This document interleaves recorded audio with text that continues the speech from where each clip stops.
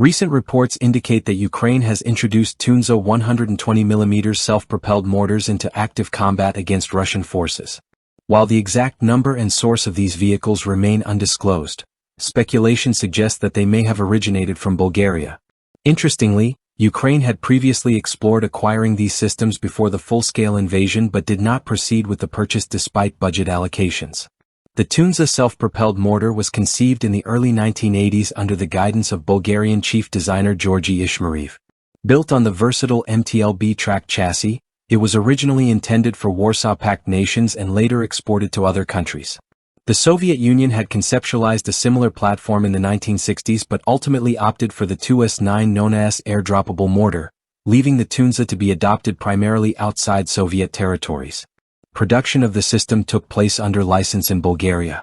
The primary weapon of the Tundzha is a 120mm M120 regimental mortar, developed in 1955, with an effective firing range of 0.48 to 7.1 kilometers. The vehicle carries up to 80 mortar rounds and includes a 7.62mm PKT machine gun with 2,000 rounds for additional fire support. Designed for rapid deployment, the mortar can be fired directly from the vehicle or dismounted for ground operations. The onboard sighting system, the MPM-44, ensures accuracy in targeting. A variety of ammunition types are available for the Tundzha, including high explosive fragmentation, smoke, illumination, and incendiary rounds. The system utilizes different fuse types for detonation, including impact, radio proximity, and delayed action fuses.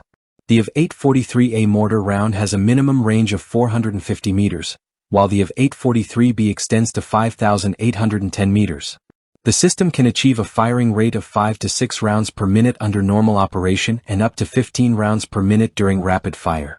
Powered by a YAMZ 238N diesel engine producing 240 horsepower, the Tundzha can reach speeds of 60 km per hour on roads and 6 km per hour in water. Its operational range extends up to 500 kilometers. The track chassis is equipped with a torsion bar suspension and hydraulic shock absorbers, ensuring mobility across diverse terrains.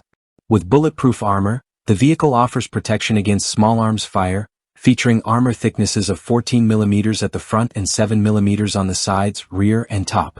It is amphibious and capable of overcoming obstacles such as 0.7 meter walls and 2.8 meter wide trenches.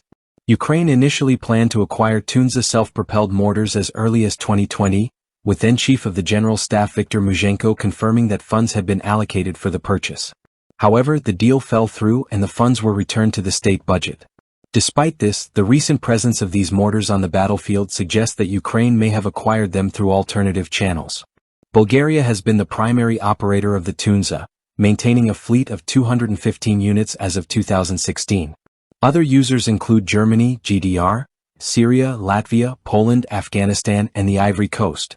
Notably, Syria received 210 units in 1992, while Latvia and Poland each acquired 16 and 20 units, respectively.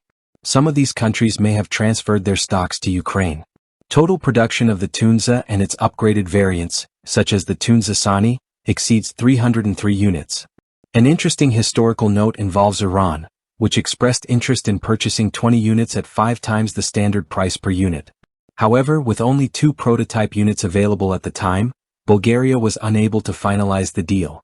Instead, these systems remained in Bulgarian service, with further production handled by the beta plant in Cherven Bryag.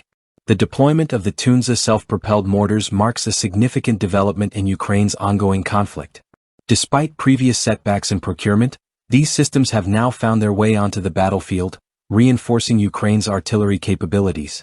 The origins of these mortars remain uncertain, but their presence underscores the adaptability and resourcefulness of Ukraine's armed forces. For further updates on military developments, stay tuned to Defense Reports and Analyses.